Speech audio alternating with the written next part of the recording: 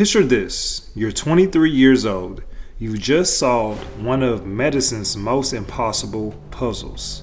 You're about to save thousands of lives. And then you die.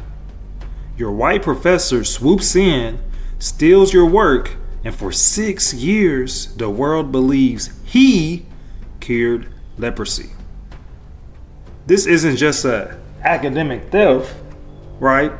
This is the systematic erasure of a black woman's genius, and it reveals exactly how the ivory tower protects its own while burying the brilliant. Welcome to Brave Diamonds, where we uncover the scientists whose courage under pressure created diamonds from the crushing weight of systematic oppression. If you're new here, catch up on our previous episodes, because these stories build on each other, showing how black excellence has always existed even when history tried to bury it. The Prodigy in an Impossible System, 1892 to 1915. Alice Augusta Ball wasn't supposed to exist in the academic world of 1915. Born in Seattle to a family that understood the power of defying limits, she was the granddaughter of James Presley Ball Sr., one of America's first black photographers. But here's what most Alice Ball stories miss: the psychological warfare of being the only one. Y'all know the only one. When Alice arrived at the University of Washington, she wasn't just studying chemistry, she was performing perfection under a microscope of doubt. Every experiment had to be flawless. Every grade had to be exceptional, because one mistake could confirm what many believed, that black women didn't belong in science. Imagine the pressure. You're carrying the hopes of your community while navigating spaces designed to exclude you. That's crazy. Alice earned dual bachelor degrees in pharmaceutical chemistry and pharmacy by 1912. She was killing it, y'all. But here's a detail that reveals the system's racism. Her professors were so surprised by her excellence that they had to recommend her to the University of Hawaii because they couldn't fathom keeping such talent themselves. The isolation of being the first, 1915 to 1916. The University of Hawaii, 1915. Alice becomes the first African American and first woman to pursue a master's degree in chemistry there. Sounds like an honor, right? Wrong. It was an academic exile. The University of Hawaii recruited Alice not because they championed diversity, but because she was talented enough to solve their most impossible problem, yet far enough from the mainland that her success wouldn't threaten the established order. Think about it. Alice was sent 2,500 miles away from her family, from her community, from her support system. She was academically marooned in paradise. Brilliant, but completely alone. This is where most biographies focus on her scientific breakthrough. But let's talk about the psychological reality. Alice was probably experiencing what we now recognize as imposter phenomenon, on steroids to be exact. Every day she walked into labs where she was the only black person, the only woman, surrounded by men who viewed her presence as an experiment in itself. She had to prove not just her individual worth, but the worth of her entire race and gender. The breakthrough under pressure. Deconstructing Genius, 1916. Dr. Harry Holman presented Alice with the Shalmugra oil problem, a challenge that had defeated researchers for decades. Patients with Hansen's disease, leprosy, were being sent to Molokai Island, essentially sentenced to die in isolation. But here's the untold story. Alice wasn't just solving a chemistry problem. No, she wasn't. She was proving that a black woman could succeed where white male scientists had failed. Okay, now, come on, y'all. See, the scientific challenge, this oil was too thick and it was caustic for effective treatment, right? It was a tough one, y'all. Patients couldn't tolerate the injections and the oil wasn't absorbed properly, basically, right? So Alice saw what others missed. She isolated the active fatty acids and created ethyl esters, making the treatment injectable, painless, and effective. She was brilliant, right? This wasn't luck or accident. This was genius under extreme pressure. While her white male counterparts had the luxury of failure, Alice had to succeed on the first try. The weight of representation demanded nothing less than perfection. The systematic theft, how academic colonization works, 1916 to 1922. December 31st, 1916. Alice Ball dies at 24. The official cause, tuberculosis, but some evidence suggests chlorine poisoning from a lab accident. Now, here's where the story gets diabolical, right? And reveals exactly how the system protects whiteness. Dr. Arthur Dean, the university president, didn't just steal Alice's work. He executed a calculated erasure campaign. Number one, immediate appropriation. The dean took Alice's incomplete research notes. Number two, the strategic completion. He finished her work using the exact methods from her notes. Number three, historical rewriting. He published the results as the dean method.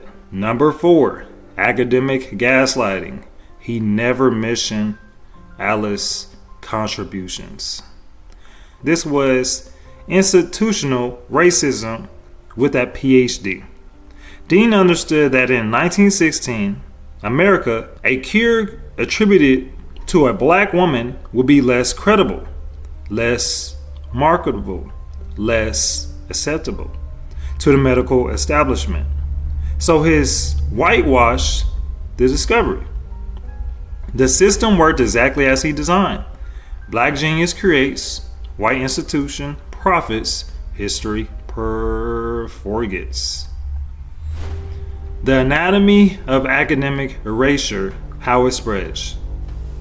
For 6 years, the Dean method became medical orthodoxy. Medical journals cited Dean's breakthrough, universities taught Dean's technique, hospitals implemented Dean's protocol, thousands of patients were cured using Dean's method. Remarkable, right? Meanwhile, Alice, her name disappeared from scientific literature. Her professors moved on. Her research notes gathered dust. This is how systematic erasure works. It's not just about stealing credit once, it's about creating a false historical record that becomes truth through repetition. That's a message. Pay attention. The slow vindication when truth finally speaks. 1922 to present. In 1922, Dr. Hallman, Alice's original research partner, published a paper explicitly crediting Alice Ball as a true inventor. But notice the timing. Hallman waited 6 years to speak up. Why? Because challenging the system's narrative was a career suicide. Even allies needed time to find their courage. By then, the damage was institutionalized. Dean's version had become historical fact. In 2000, finally, University of Hawaii places a plaque 84 years freaking later to celebrate her. 2007, right, she is awarded a Medal of Distinction years after she has passed, right? And then in 2016, most recently, Hawaii declares Alice Ball Day. You know, recognition delayed is recognition denied in some cases. But Alice's impact couldn't be erased forever. So what does this reveal about academic power? Well, Alice Ball's story exposes how the ivory tower maintains white supremacy by 1. Isolation. Talented black scholars are geographically separated from support systems, right, centered 2,500 miles away. Number 2, pressure. They must perform under impossible standards that others are not asked to do. Number 3, appropriation. Their innovations are absorbed into white institutional narratives. And number 4, erasure. Their names are systematically removed from historical records. And number 5, the delayed recognition. Decades later, token acknowledgments are offered as progress. This wasn't a bug in the system. This was a system working perfectly. The brave diamond definition. Alice Ball is a brave diamond because she transformed crushing systematic pressure into scientific brilliance. Like a diamond formed under pressure, she took the weight of being the only black person, the only woman, the only one carrying the hopes of her community, and created something revolutionary. Her courage wasn't just personal, right? It was scientific. Every experiment was an act of defiance. Every breakthrough was proof that excellence transcends the barriers society builds. Alice Ball lived 24 years. In that impossibly brief time, she shattered academic barriers that were designed to be unbreakable, developed a treatment that saved thousands of lives worldwide, proved that brilliance doesn't require an institutional permission, and left a scientific legacy that outlived those who tried to erase her. Dr. Dean stole her credit, but he couldn't steal her impact. Every person with Hansen's disease who's received effective treatment owed their recovery to Alice Ball's chemistry. Every researcher who built on her work was standing on her shoulders, whether they acknowledged it or not. See, the Ball method works because Alice Ball was a genius, and no amount of institutional theft can change that scientific truth. Today, when young black women in STEM face imposter phenomenon, when they feel isolated in hostile academic environments, when they question whether they belong, Alice Ball's story is their answer. You belong. Your excellence is not a fluke, and your contributions matter, whether or not the system acknowledges them. Alice Ball's legacy lives on in every breakthrough by black women in STEM. Share this story. Question the narratives you've been taught, and remember, your intellectual fire burns brightest when the system tries hardest to extinguish it. Next week, we're meeting Garrett Morgan, the man whose gas mask invention saved World War I soldiers. But racist buyers forced him to hire white actors to demonstrate his own creation. Because apparently, even life-saving genius needed to be whitewashed to be marketable.